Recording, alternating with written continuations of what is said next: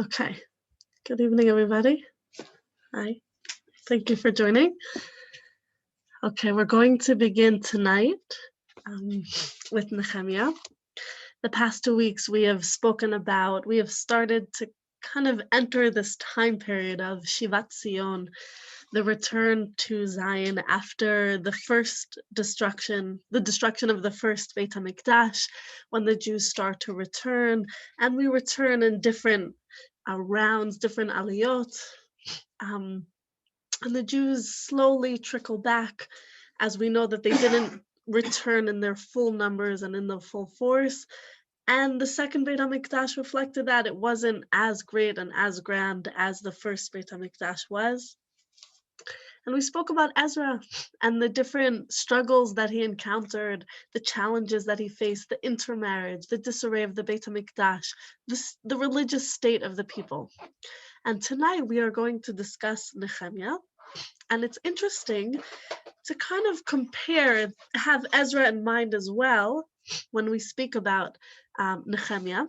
And I would like to give credit to Dr. Miri Schlissel. A lot of the ideas came from her very interesting shir. Sefer Nechemia. I'm not sure how many people here have actually learned Sefer Nechemia. It's one of those Sfarim that frequently overlooked. We don't necessarily study it be'iyun in school, yet it is so relevant to our times that it blows my mind. Not quite sure why it's not a sefer that's learned the way that it should be. The sefer is a personal account. It's like a diary entry of the sefer being Nechemia writing in personal. He's writing from his own self. So let's begin. Let's begin with Perek Aleph, the introduction to Nechemia. If we notice, Divrei Nechemia, Perek Aleph, Pasuk Aleph, Ben Chachalia, Vayi b'chodesh Kislev, Shnat 20, V'ani hayiti b'Shushan Habira. Here, if we notice as well, if we want to compare between Nechemia and Ezra had this whole lineage, right? We went back 17 or more generations from Ezra to Aaron HaKohen. Here we have Nechemia ben Chachalia, right? Not such a long lineage. Also interesting to note that it says Chodesh Kislev, that we started to have those external influences of the Persian and the Babylonian cultures that we're starting to call months by different names, Kislev, rather than Chodesh HaShvi'i, Shmili, Rishon, right? That what we normally have called it up until now in Tanakh. Shnat 20, it's the 20th year of the king Artaxashta, if I can pronounce it correctly. And where is he? He's in Shushan HaBirah. He's in the Shushan HaBirah, the capital city of Shushan, and Persia. The Persian king is the one that's ruling. ויבוא חללי אחד מאחיו ואנשים מיהודה. So Halali, one of his kin, they come together from other men of Yehuda, and they arrive, and he starts to ask. He asks about the Jews. Vashalem al Yehudim hapleta, asher nisharu mil hashevi ve'al Yerushalayim. And I asked him about the Jews, the remnant who had survived the captivity. Now we have this question of what is he referring to? Is he referring to an event that happens later on? Is he referring to the original captivity, the Babylonian captivity? If we look at Chazal, Rashi explains that this is referring to, and here in source Achad Be'achai, שאלתי להם על עניין פליטת היהודים אשר נשארו בירושלים מלשבי של בבל. He's asking about the Jews that escaped the Babylonian captivity and they remained in Yerushalayim. When the Babylonians destroyed the Beit HaMikdash, took us to Babel, there were Jews that remained. They had escaped and they stayed. And they're called the Pleta, the remnant, because Al Shem Shelitzolu Migalut Bavel, they were saved from the exile from Babylonian exile. And he also asks about Yerushalayim. He wants to know what's going on in Yerushalayim. They didn't have social media, messages didn't go as quickly. He wants to know what's happening there. And he comes and he brings bad tidings. ויאמרו לי הלישרים אשר נשארו מלשבי שם במדינה ברעה גדולה וחרפה. He explains to him, the survivors who have survived the captivity that are there, they're in great trouble. And they're cherpa. This word cherpa is going to repeat itself later on. They're in this disgrace. V'chomat Yerushalayim meforetzet, and the walls of the city of Yerushalayim, they're breached.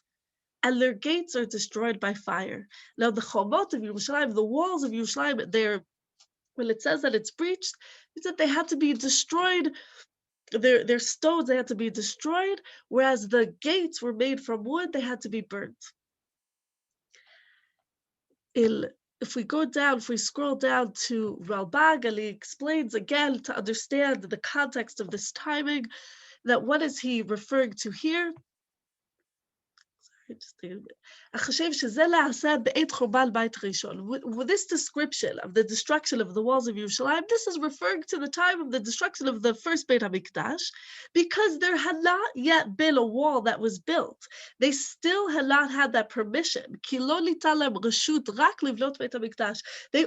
had the permission from the king to build the Beit HaMikdash. They did not have that permission yet to build the Choma. So this wall that they're referring to, according to Chazal here, is referring to the wall that was destroyed at the time of the destruction of the Beit HaMikdash. How does Nechemia respond here? And when we look at his response, we also see similar response to the response of Ezra, when Ezra also finds out about the spiritual state of the nation. Here, how does he respond in Pasuk Daled? When I heard this, I sat down and I cried. And I mourned for many days, and I fasted. And I davened to God. We see this with Ezra, the same reaction of falling to the ground, of crying, going into supplications, going into affliction, self-affliction through fasting. And he says to Hashem, the tefillah begins in Pasuk A until the end of the parak. ואומר, אנא השם אלוקי השמיים, הקל הגדול והנורא, שומר הברית וחסד לאוהביו ולשומרי מצוותיו. And he has this beautiful tefillah, and he turns to God, and he says and the things that he mentions, first he declares the greatness of God. And these are words that we can see that are taken from Devarim and from other tefillot. And he says he mentions this brit and the chesed that Hashem has to those that love him, because maybe we're not deserving of deen, we're not deserving of judgment, of true judgment, but we're asking for chesed, and he's reminding God of this covenant that we have, and he says, please listen, el tfilat avdecha, el pasuk vav, asher Elohim mitpalel lefanecha yom, that I am davening to you today. And pasuk vav, he says, and he confesses, umitvedel chataot b'nei Yisrael asher chatanu lach, va'ali uveit avi chatanu. And it's interesting to point out that he says that he includes himself in the sins that the Beit Yisrael have performed. And Chomat Alach Nechemia explains here, Pirush Harav Lul Yechie Zal, that Nechemia learned from the confession of the Kohen Gadol that he davens al Yom Kippur, that what would he do? The Kohen Gadol, as we know, it happens over and over again through the liturgy. First he confesses for himself and for his family, Ve'al Kol Yisrael, and he also confesses for all of Israel. So then you would say, if he's learning from the prayer of the Kohen Gadol, shouldn't he put himself first? And that order would make sense. Just like as we know when we're on an airplane, as the parent is told, when the message comes on of what you're supposed to do in an emergency, when the oxygen tank comes down, what is the parent? Should the parent give the oxygen first to the child or first to himself? First to the parent and then to the child. The Kohen, if he's coming to represent the people, first he needs to come with a clean slate. He needs to confess his own sins, and then he can confess the sins of the nation. So here too, if Nechemia is learning from the Kohen Gadol, then why doesn't he mention his sins first? The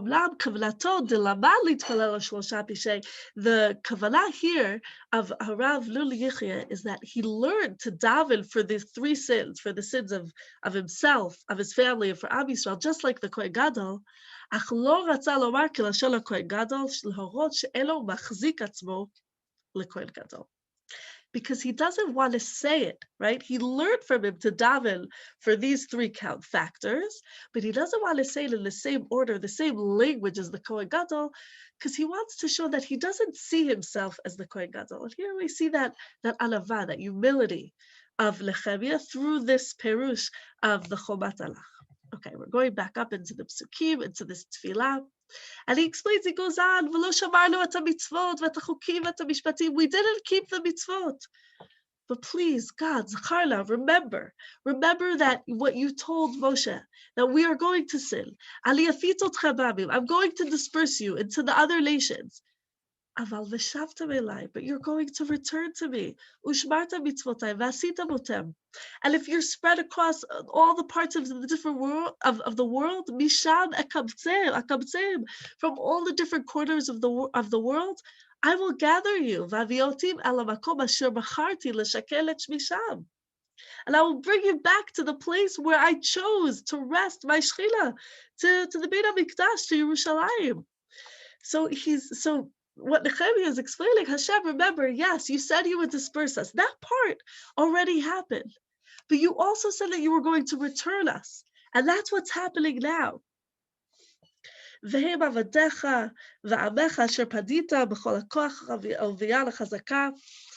he explains that to remember, right? They are your servants and your people who you redeemed with your great power and your mighty hand. So referring to the Yetziat Mitzrayim, you already redeemed us. And now you're redeeming us again. Please listen to the tefillah of Avdacha, the tefillah of my tefillah, the tefillah of Avdacha, and all of those who care, who fear your name. And what is he praying for? What's his request?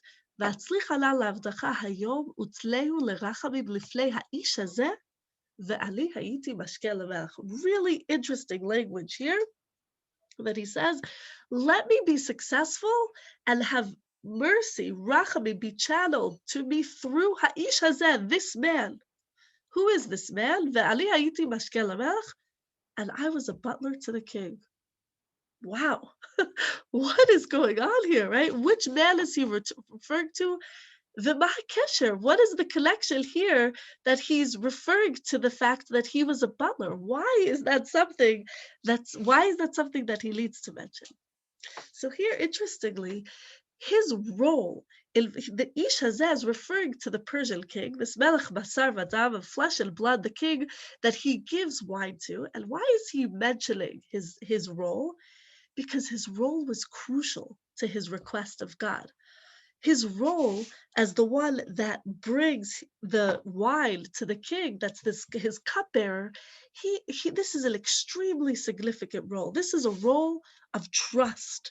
He has extreme accessibility to the king. He can hold the life and death of the king in his hands. If he wants to drop any poison into the king's cup, he can easily do so. He's the cupbearer. And so therefore, he has that accessibility to be able to approach the king and to be able to use his position in order to have requests on behalf of the people of Israel, in order to help out with this dire situation of the walls, these breached walls in Yerushalayim that are in desperate need of repair. Okay, we come to the next parak, Nechemia parak bet, and we see here this delicate interaction that goes on between himself and the Persian king. And as you read it, you can feel the tension going on, and it's reminiscent of other interactions that we see between a Jew in the courtyard of royalty. A few months later. So again, we don't know what happens during these months, whether he's planning how to approach the king, but he requested of God that Hashem will cause this king to have mercy on him, the same way that Ezra was at the mercy of him. He's also at the mercy of this king. But he knows that the real power, the real rachamim, the real mercy comes from God. And that's why he requests this from God first. And so they have this whole interaction where he's coming before him and he's carrying the wine, he's giving it to the king, and the king says to him that Palecha ra'im, pasuk bet, your face is looking bad, but you're not sick. Is there something going on in your heart? Are you scheming something? There seems to be suspicion from the king. And he trembles, he's afraid, right? Everything is counting on this interaction. ואומר למלך, המלך לעולם יחיה. And he says, no, may the king live forever. מדוע לא יראו פניי, אשר העיר בית קברות אבותיי חרבה, ושערה וכלו באש. How could I not look? How could my face not reflect this horrible feeling that I have inside when the city of the graveyard of my ancestors, Beit Kivrot Avotai, Chareva, is destroyed, and its gates have been consumed by fire? How could I not be suffering? So the king asks to him, and he says, Vayomer li hamelech, al ma zeh ata mevakesh? What is it that you are asking for? What are you coming here? What are you asking for? And in Pasuk Daled again, we see Va'atpalel Elokei Hashamayim. He's davening to God. As we see through, as I listen to Nechemia, this is a thread that goes through the entire story, that God is the source of his strength. In whatever position he is in, and he's going to be faced with many obstacles, including the challenge that he is standing up with right now, God is always going to be his source. He prays to God. He wants to make sure that the words come out correctly. And here it is. Va'omar lamelech, pasuk Im alamelech tov, ve'im yitav avdecha lefanecha. What does that sound like? It sounds like the words of Esther Malka, right? Every time she approaches the king, Achashverosh, every time she leads something that she requests on behalf of her people, she has to begin with these words, Im alamelech tov, ve'im yitav avdecha lefanecha. Right? This supplication before the king. He asks for two general huge requests. Send me to Judea, and let me build it. These are the two big requests that he asks of the king. And what does the king say? Clearly, we see here that Nechemia's prayer to God was answered. There's no nevuah going on here. There's just prayer and interaction between Nechemia and his God, and God answers him through the king. Pasuk Vav, Vayomer li hamelech v'ashegal yoshevet etzlo, and his queen is sitting next to him. And he says to him, how long will you be there? When will you return? Vayitav lifnei hamelech, and it was good in his eyes, v'yishlacheli, and so he decided to send me, and I gave him a time frame from when I would come back. And then he goes on. Once he already has these general requests, he makes sure to cover all of his grounds and to ask for the very important technical material needs that he has to have in order for this mission to succeed. And so therefore he asks him for letters, so that when he comes to the governors on the other side of Ever Halar, it's called, the other side of the river, it's beyond the river, it's called, on the other side of where Israel is, to letters of the king, so that they will grant me passage until he can reach Yehuda. And he also wants a letter for Asaph, who happens to be Shomer Pardes. He's the one that's in charge of the park, of the timber, of the gardens of the king. And so he wants him to give to him Eitzim lekarot et sharei bira. He needs wood. He needs trees in order to build. He needs trees for roofs for the gatehouses of the temple fortress and for the city walls, and also for the house that he's going to occupy when he's there. And the king gave me this. Why and what? And not because of, he doesn't say why the king gave this to me because I was a great butler and I did a great job and I formulated my words correctly, and so therefore the king granted my request. No, everything is attested to God. He gives this to me, Kiyad Elokai Hatova Alai, because God's benevolent hand was upon me. And so he comes to the governors of the province of the other side of the river. He gives them the letters of the king. The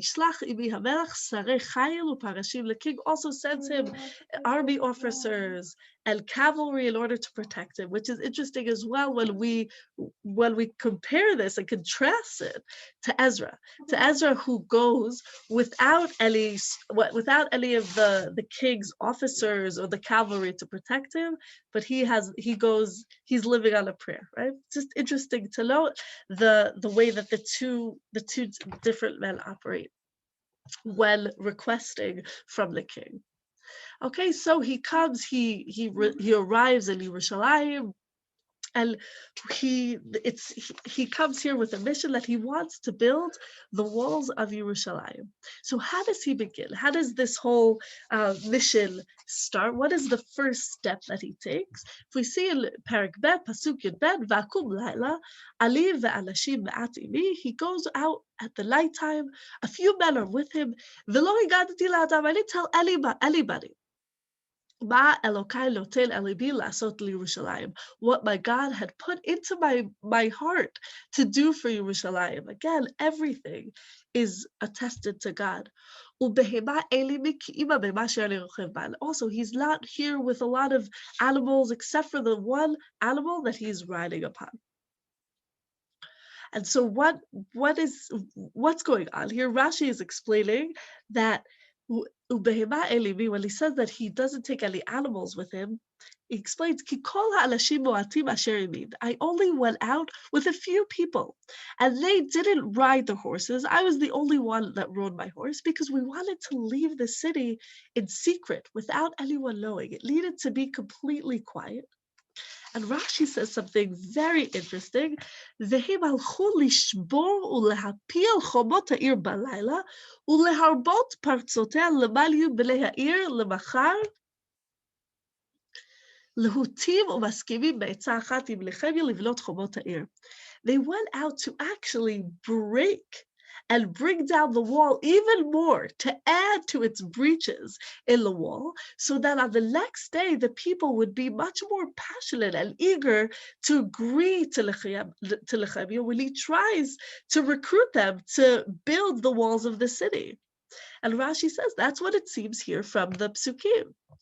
Now, in the next pasuk, where we see the words lishbor, it's interesting. Rashi is explaining it is that basically they went out to actually break it in order to encourage. It's kind of like hafuch al hafuch. That's what we say in Hebrew, like the opposite of the opposite. That I don't know if that's how you say it in English, but basically, in order to recruit them to build the wall, he wants to break it even more. But in Pasuk Yud Gimel, ve'etzav v'shar hagai laila ve'al pnei ayla talil ve'al shar hashponel, explains where he goes out to the valley gate shar hagai, towards the jackal spring and the dug gate, and it says va'ahi shover b'chomot Yerushalayim, and that's where the word shover, that's where the word Rashi is explaining from. Shover is lishbor, to break. They went to break the walls of Yerushalayim. That they're already breached and consumed by fire. But even Ezra takes a different stance on the word va'he. Rather than saying that they're coming there to break it, he's referring to shover mil vayisbor. That sometimes the sin and the samech can become interchangeable, and so wasn't referring to speculation here, right? That basically, Haiti choshev u'me'ayen b'chomot. And according to Ibn Ezra, what is he doing when he's walking around the walls that night? He's going out to contemplate. He's going out to see, to speculate what's going on for the walls, where we need to build, where the breaches are here. Interesting to see the difference between Rashi and Ibn Ezra al Psukim. So after this secret light survey of the walls, he comes back to the people, and now it's time for him to recruit the people. He needs to inspire them to rebuild. And so how does he do that, right? How does he inspire the people? How does he encourage them to rebuild these ruptured walls after everything that they've been through? And as we know that it's been challenging. The Beit HaMikdash did not fall from the sky. There were many challenges. There were many times that they started to build, and then the building, there was a hakpa'az, as what we say, there's a freezing in Israel sometimes, that we have a tzava hakpa'ah, that there are yeshuvim that are being built, and then suddenly the building has to be stopped, right? Because of political reasons, because of the protests that are going on against the building of Yehuda v'Shomron. And here too, we see with the building of the Beit HaMikdash, it happened as well, and now it's going to happen again with the rebuilding of the wall. So how does he encourage them? How does he move a people to rebuild the walls of Yerushalayim? Va'omar alayhem, and I said to him, Perek Bet, Pasuk Yud Zayin, he says to the people, Atem ro'im hara'a asher halachnu ba, asher Yerushalayim chareva u'sha'ara nitztu ba'esh. You see the state that we are in. You see that it's destroyed, and that the gates are lying and are destroyed by fire. Lechu v'livle et chomot Yerushalayim. Let us go and let us build the wall of Yerushalayim. V'lo niyeh od cherpa. And we should no longer be a disgrace. We shouldn't suffer this disgrace. His first pitch is a national one. He's explaining to the people on a national level, let us not be a disgrace anymore. Let us build a wall to protect our city. What is the significance of a wall? What's the difference between a walled city and a city without a wall? A city with a wall is a city that has protection. They're able to protect themselves, and it's a city that can also define itself. There's within the walls and there's outside of the walls. We define our identity. We can close the walls on Shabbat and say, we are a people that are Shomer Shabbat. And that's part of our identity. Without a wall, we can't close the gates. People could just come in and out. A wall defines who we are. V'lo niyeh od cherpa, on a national level. That's his first pitch. And then he has two more pitches, two more angles of encouragement. And he explains to them, V'agid lahem el pasuk Yud et yad Elokai asher hi tova alai, v'af divrei hamelech asher amar li. And he explains to them also that God's benevolent care for me, that Hashem's hand is in this, right? All that God has been doing in order for this to be successful, hashgacha pratit, Hashem is making sure, Hashem is accompanying us. He's with us, he's escorting us. And also the things that the Persian king had said to me. So basically, it comes to them from three different directions. One, on a national level, let us no longer be a disgrace. Let us have that national pride. Let us build our wall. And he goes on to explain it. Also, God's hands is in it. We have the Ishur Eloki, we have God's permission, and we also have the permission from the Persian king. And after that, and after that, they say, he convinces them, he recruits them, let us get up, let us start building. And then we see the obstacles that we saw with the building of the Beit HaMikdash begin again, the obstacles that are going to face Nechemia.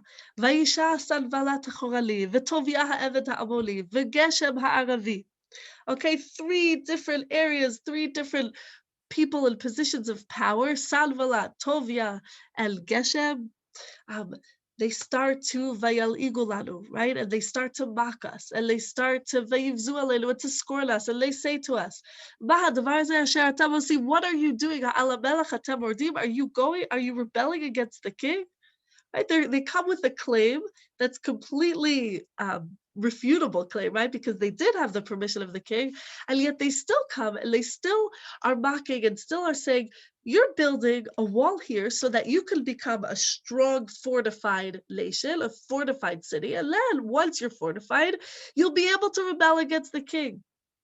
And how does Nechemia respond to these claims? Pasuk Chaf, Va'ashiv otam davar, and I said to them, Elokei hashamayim hu yatzliach lanu. We have God on our side. God is going to make us succeed. Va'anachnu avadav, and we, his servants, and God's the only servants. We're only God's servants. Lakum uvalinu, we're going to get up and we're going to start building. V'lachem, and you el chelek utztaka v'zikaron b'Yerushalayim. You have no share. You have no rightful claim, and you have no stake, there's no memory of you. You have no part in Yerushalayim. As we saw previously as well, when the other nations wanted to build the Beit HaMikdash, they were turned away by Zerubbabel. They were not allowed to take part. We don't want the other nations to take part in this building so that they can have no claims in the future that any of it belongs to them. Okay. So once the building begins, we see that Nechemia was able to move the nation, to inspire them. He recruits them to get them going, to get their blood, circulating, moving, that they're ready to build. How does he maintain it, and how does he go about it? Actually, in a very, very smart way. What he does is that he gives each family, each part, each sect, each individual a part in building the actual wall, right? So as the building of the wall is going on, there are different parts of it, and there are different people and families and sects that are building this wall at the same time. And you see in the beginning, all of Parak Gimel is gives the names and the list of who is building and where each person is building. We won't go into the nitty-gritty details. But it's as it says, Vayakam el Yeshiva Kohen Gadol, Yeshiva, the high priest and his fellow priests, they start to rebuild the Shar Hatzon, the sheep gate. And then the Aliyado, and then next to him, Balu Anshe Yericho, the people of Yericho start to build it. The Aliyado, Vala Zakor Bel Ibri, next to him, Zakor, the son of Ibri, starts to build, right? So Rashi explains, Etzel, when it says Aliyado, what is it referring to? Etzel Yado Besamuchlo, right? That next to it, near the sheep's gate, each builder built. Balu Anshe Yericho, the men of Yericho built.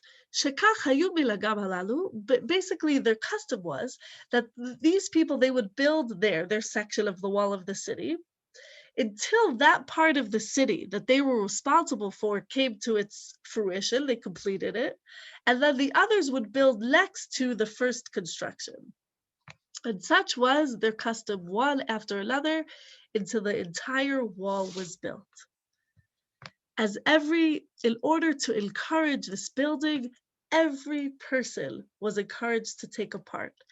As I always say, this just comes up to mind now, whenever my daughter and my baby are sitting down on the floor and they're playing with their Lego or they're playing with the magnet tiles, and Yedidya, my 2.5-year-old, starts to break lavas, whatever she's building there. For hours, she's sitting there building beautiful. And what does he do? He comes and he wants to break it.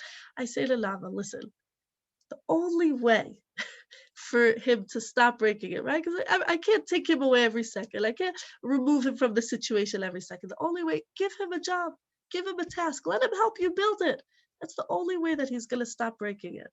And so here is on a similar and a grander level, Nechemia understood that each person needed to take part in the building of the wall so that everyone felt that responsibility. It was no longer the responsibility that was hanging in the air that we need to build it, but it became a personal responsibility of each person. The next obstacle that they had to overcome was the obstacle of a threatened attack.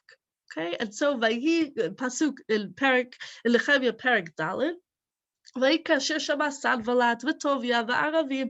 the same usual suspects, Sanballat, Tovia, and the Arabs, the Ammonites, so they heard that the wall is starting to be built, right? Starting to come into fruition, and that the breaches are starting to be filled. And they're extremely angry. And what did they do? Pasuk Bet. They conspire together. They want to come, they want to attack Yerushalayim, and they want to throw everything into confusion. What does Nechemia do? How does Nechemia respond? Valitpalel el Elokeinu v'la'amid mishmar alehem yomam v'layla mipnehem. First, he davens to God, and then he sets up an entire security system day and night to protect the workers. This is what Nechemia does. He integrates faith and action, tefillah u'maseh, right? He turns to God. God is his source of strength, and also there's the action on the ground, right? If you can envision the sulam of Yaakov, the ladder of Yaakov, Rosho, Shamayma, the head of it was reaching the sky, but it was Mutzav Arza, right? It was also, the bottom of it was touching the ground. Nechemia turns to the heavens, and he also makes sure that what's going on in the grounds is a practical solution to what's going on. And in the psukim continue, and we see that the people start to despair. They start to say, we cannot tolerate an attack, right? He explains to them, the Yehuda is saying, Vayomer Yehuda, Kashal Koach HaSabal, the strength of the basket carrier, the one that carries the actual masses, right? To build the strength of him is failing, and there's so much afar, there's so much rubble here. We cannot build this wall if we're going to be under attack. And our oppressors, that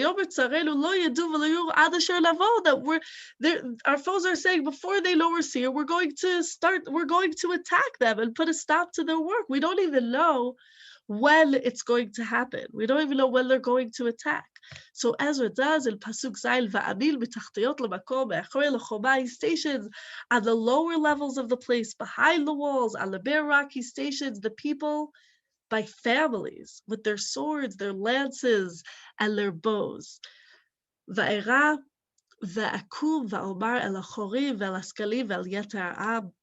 And then he says to the nobles and the prefects, all the people that are in positions of power, and to the rest of the people, he says, Al tira'u, don't be afraid of them. Et Adonai HaGadol v'Hanora zichru. Remember, think of a Kadosh Baruch Hu. Remember God. Think of the great and the awesome God.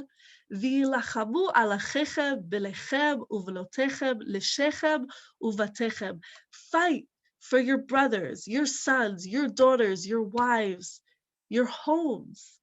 He sets them up that they are together. The way that they would fight is that they are together with their families. He doesn't disperse them and scatter them and separate the males and, creates a separate army. They're with their families brilliantly so that they can always remember what they're fighting for. And as I've been reading Harry Potter, and I apologize for the spoiler, and I know that I'm a late bloomer, and I've only started reading Harry Potter on the Shlichut, and I'm actually really at the last few pages of the last book, and in the trailer. I haven't seen the movie, but in the trailer, you see that Voldemort says to Harry, the boy who lived, why do you live? He's shaking his head. Why do you live? He can't understand why Harry is still alive after everything that he's tried in order to destroy him. And he says, because I have something to live for. And Harry is living. Harry has all these people that his heart pumps, just the way that she writes about it, just the love that he has for the people, the loyalty that he has. Here, Nechemia is saying, fight for your brothers, fight for your children, fight for your homes. You have what to live for. You have what to fight for. And instead of being swayed by all of these threats, right, of the people of the surrounding nations that are coming and threatening them and threatening attack, he makes sure to fortify them. He gives them strength. And we can see that here in the following psukim very clearly, how from that day on, what he did was that he set it up. He sets up a whole system, a whole security system. And in Pasuk Yud Aleph, we have this imagery, Habolim b'choma v'losim b'sevel omsim be'achat yado osei b'malacha v'achat machzeket hashaleach. Those who were building the wall, the basket carriers, they were burdened. They were doing work with one hand while the other hand held a weapon, right? The ones that were carrying the loads, right? So they were able to carry on their shoulder. So with one hand, they were carrying their load, and the other hand, they were carrying their weapon. But as for the builders, v'habolim ish charbo, those who were actually the actual builders of the wall, they each had their sword girded at their side as they were building. V'atokeh b'shofar etzli, and the one that was gonna, the trumpet blower stood beside Nechemia. Why? Why was there a trumpet? What was the purpose of the tokeh b'shofar? because he explains to the nation that we're all spread out building this grand wall. Once you hear, if necessary, if there's an attack, במקום אשר תשמעו את קול השופר, שמה תקבצו אלינו. That if necessary, we will blow the shofar, and there everybody shall gather, Elokelu yilachem lanu. And if need be, God will fight for us. And in the last, in Parak Vav, in Psukim, the last sources on our page for today, in Nechemia Parak Vav, we see here the completion of the wall, that it only took 52 days, which is a very short amount of time to rebuild this wall. And we see the reaction of our enemies. And oftentimes we understand things when we see it in the eyes of others. In Pasuk Tetzayin, we see, Vayi kasher shamu kol oivenu, right? When all of our enemies heard, Vayiru kol hagoyim, and all of the nations that surrounding us saw, Vayiplu me'od beleihem, Vayid'u ki me'et Elokeinu le'asta ha'melacha hazot. So what does it mean? Vayiplu me'od beleihem. They fell a lot in their eyes. What does that mean? So the Mitzudat David explains, when they heard kasher shamu, when they heard that the completion of the wall happened in such a short amount of time, Vayiru of their kochavim, and the idolaters saw how quickly the building had happened. Vayiplu. They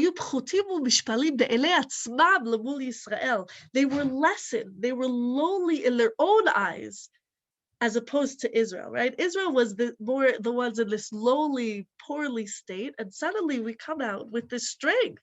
We're able to secure ourselves a wall, and they suddenly start to see themselves as lowly in their own eyes, and they understood they understood that it's from God, because it happened so quickly.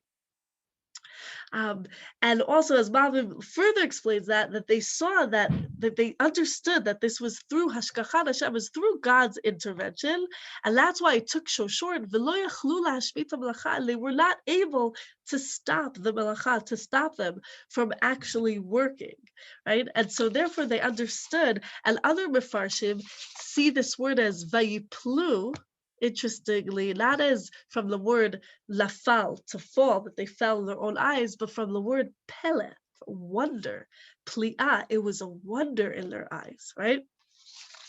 And so here we have the completion of this wall. And as we explained previously, the significance of the wall is that that this wall is able to, from here on in, we are able to start to build ourselves as a people with a city, with a fortified city. We're able to give ourselves an identity, what goes inside the wall, what stays out of the walls. We're able to protect ourselves. We suddenly have this army, right? People that are standing there with weapons protecting the builders. And that imagery of the basket carriers, of holding the weapon in one hand while building the wall of Yerushalayim in the other, I cannot help but think of what I've seen at a tekes hashpa'ah, a ceremony, a swearing-in ceremony of the Chayalim in Israel.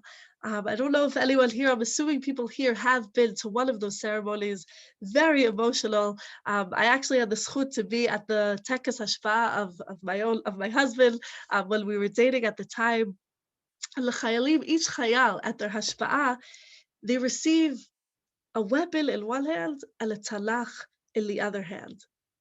And that's who Nechemia was. Nechemia held both. In one hand, he had that deep faith, that commitment.